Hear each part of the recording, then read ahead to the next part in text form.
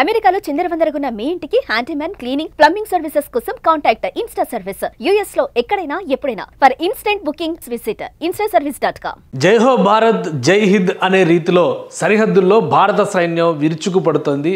ప్రత్యర్థి చేసేటువంటి కవ్వింపు చర్యలకి ఇప్పటివరకు సంయమనం పాటించినటువంటి భారత సైన్యం, భారత సాయుధ దళాలు ఒక్కసారిగా విరుచుకుపడితే పాకిస్తాన్ పరిస్థితి ఎలా ఉంటుంది? విలవెల్లాడిపోయేటువంటి స్థితిలో ప్రస్తుతం పాకిస్తాన్ ఉంది. పాకిస్తాన్లో కీలకమైనటువంటి 12 నగరాలపై రాత్రి 8 గంటల నుంచి మొదలైనటువంటి ఎయిర్ స్ట్రైక్స్ విపరీతంగా ఉక్కిరి బిక్కిరి చేస్తున్నటువంటి పరిస్థితి ఎదురవుతుంది. ముఖ్యంగా 2 అంశాలను ఇక్కడ దృష్టిలో పెట్టుకోవాలి. మొదటి నుంచి కూడా యుద్ధానికి సంబంధించినటువంటి కవ్వింపు చర్యల్ని పాకిస్తాన్ ఆర్మీ చేస్తూ వచ్చింది. ఎప్పుడైతే ఆపరేషన్ సింధూర్ భారత్ సక్సెస్ఫుల్గా నిర్వహించిందో ఆ తర్వాత నుంచి జమ్మూ కాశ్మీర్ సరిహద్దుల్లో తుపాకీల గోల అలా వినిపిస్తూనే ఉంది. మరోవైపు నుంచి లాహోర్ సరిహద్దు ప్రాంతం, అటు పంజాబ్ పరిసర ప్రాంతాల నుంచి కూడా వరుస పెట్టి దాడులు చేసేటువంటి కుయుక్తులను పన్నింది పాకిస్తాన్. ఆ తర్వాత రాత్రి సమయానికి పరిస్థితులు మొత్తం కూడా మారిపోయాయి. రాత్రి 7 గంటల నుంచి 8 గంటల సమయంలో ముఖ్యంగా ధర్మశాలలో ఉన్నటువంటి ఐపీఎల్ క్రికెట్ మ్యాచ్ను లక్ష్యంగా చేసుకునేటువంటి క్రమంలో జమ్మూ కాశ్మీర్లో భారీ ఎత్తున దాడులకి పాకిస్తాన్ పాల్పడింది. ఈ క్రమంలోనే భారత్ దాన్ని తిప్పికొట్టేటువంటి వ్యూహాన్ని అనుసరించింది. అదే క్రమంలో భారత్ పైన చేసినటువంటి అన్ని క్షిపణులను విధ్వంసం చేయడం అనేది ఆసక్తికరమైనటువంటి అంశంగా మనం చూడాల్సి ఉంటుంది. మరీ ముఖ్యంగా సరిహద్దుల్లో జరిగినటువంటి విషయాలని కొన్నిటిని మనం ప్రత్యేకంగా దృశ్యాల రూపంలో చూసేటువంటి అవకాశం కూడా కలుగుతుంది. దీనికి ప్రధానమైనటువంటి అంశం ఏంటంటే సరిహద్దు ప్రాంతాల్లో చాలా చోట్ల పాకిస్తాన్ క్షిపణుల్ని వరుసపెట్టి ప్రయోగిస్తూ ఉంది. క్షిపణులు అది కూడా పౌర నివాసాలపైన క్షిపణులు ప్రయోగిస్తున్నటువంటి పరిస్థితి. వాటిని కూల్చివేసేటువంటి క్రమంలో సుదర్శన చక్రంలాగా భారతదేశ సైన్యం ఉపయోగించిన అస్త్రం S-400. ఈ S-400కి సంబంధించినటువంటి మిసైల్ డిస్ట్రాయింగ్ వ్యవస్థలు సమర్థంగా పనిచేశాయి. ఒకేసారి జమ్మూ ఎయిర్పోర్ట్ని టార్గెట్ చేస్తూ పాకిస్తాన్ చేసినటువంటి ఇది దాడి, క్షిపణుల దాడి, ఆ దాడికి సంబంధించినటువంటి దృశ్యాలు చాలా వరకు రికార్డ్ అయినాయి. కానీ ఆకాశంలో ఎగురుతున్నటువంటి క్షిపణుల్ని ఆకాశంలోనే ధ్వంసం చేసింది S-400 సక్సెస్ఫుల్గా. ఒక్క మిసైల్ని కూడా నేలపైన తాకనిచ్చినటువంటి పరిస్థితి లేదు. ఒక్క జమ్మూ విమానాశ్రయం పైనే 30 వరకు రాకెట్లతో దాడి చేసింది పాకిస్తాన్ అంటే అక్కడ సివియారిటీని అర్థం చేసుకోవచ్చు. వాటిని సక్సెస్ఫుల్గా నిర్వీర్యం చేయడంలో, ధ్వంసం చేయడంలో భారత రక్షణ వ్యవస్థలు పటిష్టంగా పనిచేశాయని చెప్పని మనం భావించవచ్చు. అదే క్రమంలో పాకిస్తాన్ మరొక టార్గెట్, ఇది కౌంటర్గా జమ్మూ పైన జరిగినటువంటి దాడులకి కౌంటర్గా భారత దళాలు ప్రయోగించినటువంటి మిసైల్ వరద. ఇది ఒక తుఫాన్ రూపంలో వెళ్ళినాయి.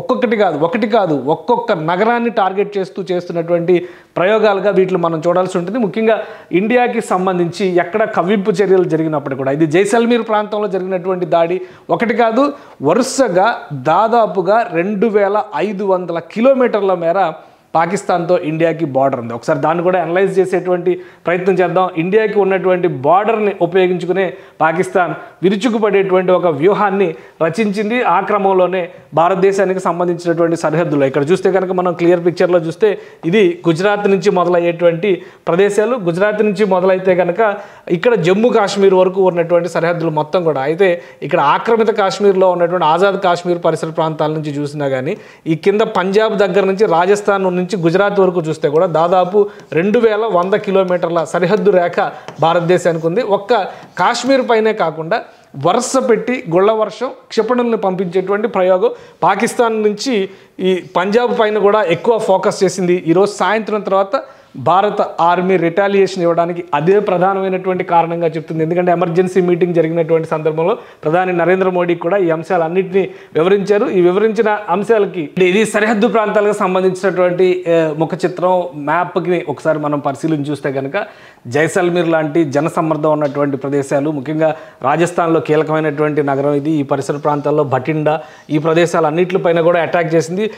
పంజాబ్ ప్రాంతంలో ముఖ్యంగా అమృత్సర్ ఉన్నటువంటి సిక్కులకి పవిత్రమైనటువంటి అమృత్సర్ స్వర్ణ దేవాలయం గురించి మనకు తెలుసు. స్వర్ణ దేవాలయాన్ని కూడా టార్గెట్ చేయడం, వరుస పెట్టి మిసైల్స్ని ప్రయోగించేటువంటి ప్రయత్నం పాకిస్తాన్ ఆర్మీ చేసింది. ఈ నేపథ్యంలోనే భారత్ కౌంటర్ అటాక్ మొదలుపెట్టింది. 1 కాదు 2 కాదు వరుస పెట్టి క్షిపణుల వర్షం కురిపించింది. మొత్తం 12 నగరాలని పాకిస్తాన్లో ఉన్నటువంటి 12 నగరాలని భారత ఆర్మీ టార్గెట్ చేసింది. ఈ 12 నగరాల్లో కూడా ముఖ్యమైనటువంటి నగరాలను ఒకసారి మనం పరిశీలిద్దాం. ఇక్కడ కీలకమైనటువంటి ఇస్లామాబాద్తో సహా, రాజధాని ఇస్లామాబాద్తో సహా అనేక నగరాలని శివారు ప్రాంతాల్లో ఉన్నటువంటి సరిహద్దుల్లో ఉన్న ఇక్కడ ముజఫరాబాద్, ఆక్రమిత కాశ్మీర్లో ఉన్నటువంటి ముజఫరాబాద్, ఇక్కడ ఇస్లామాబాద్, అలానే పెషావర్, ఇక్కడ చూస్తే కనుక రావల్పిండి, ఇటువైపు లాహోర్, ఈ నగరాలన్నిటిపైన ఫైసలాబాద్, ఇటు చివరి కిందికి వస్తే కనుక కరాచీ దగ్గర నుంచి, కరాచీలో కూడా అటాక్స్ పెద్ద ఎత్తున జరిగినాయి. ఇంకా ఇక్కడ చూస్తే క్వెట్టా, ఈ కీలకమైనటువంటి నగరాలు మొత్తం 12 నగరాలని ముల్తాన్ పైన అటాక్ జరిగింది.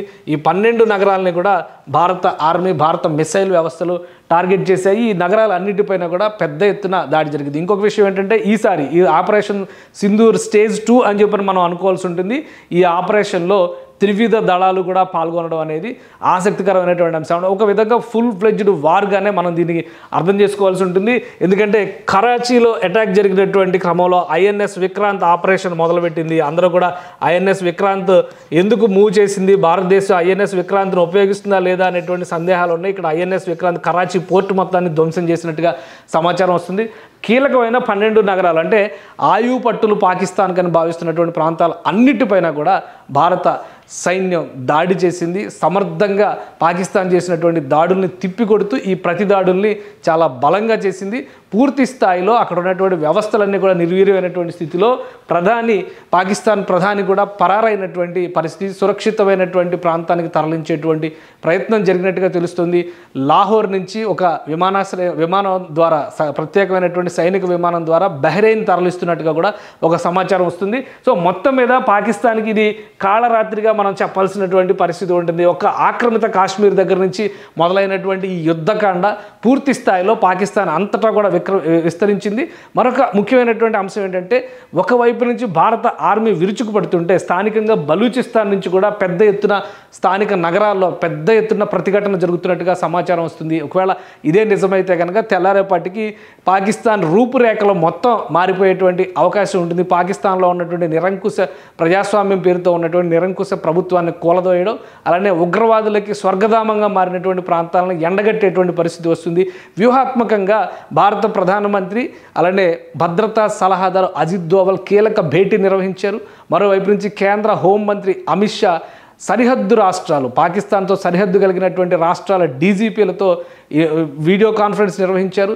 సర్వం అప్రమత్తతను ప్రకటించారు. దేశవ్యాప్తంగా ఉన్నటువంటి ఎయిర్పోర్ట్లు అన్నింటిలో కూడా హై అలర్ట్ని ప్రకటించారు. రేపు ఉదయానికి ఏం జరిగినా కానీ అందరూ ప్రిపేర్ అయి ఉండాల్సినటువంటి అవసరాన్ని ప్రకటించారు. ఆదివారం వరకు పంజాబ్లో, ఢిల్లీలో, రాజస్థాన్లో, సరిహద్దు గ్రామాలు ఉన్నటువంటి ప్రాంతాలు అన్నింటిలో కూడా విద్యా సంస్థలకి, కార్యాలయాలకి కూడా సెలవులు ప్రకటించినటువంటి పరిస్థితి. అంటే దాదాపు యుద్ధం వచ్చినట్టుగానే భావించాలి. ఇది యుద్ధ సన్నద్ధత కాదు, యుద్ధం వచ్చినట్టుగానే భావించాలి. అధికారిక ప్రకటన లేదు. ఇది ప్రతిదాడిగా జరుగుతున్నటువంటి సమరంగా భావించాల్సినటువంటి అవసరం ఉంటుంది.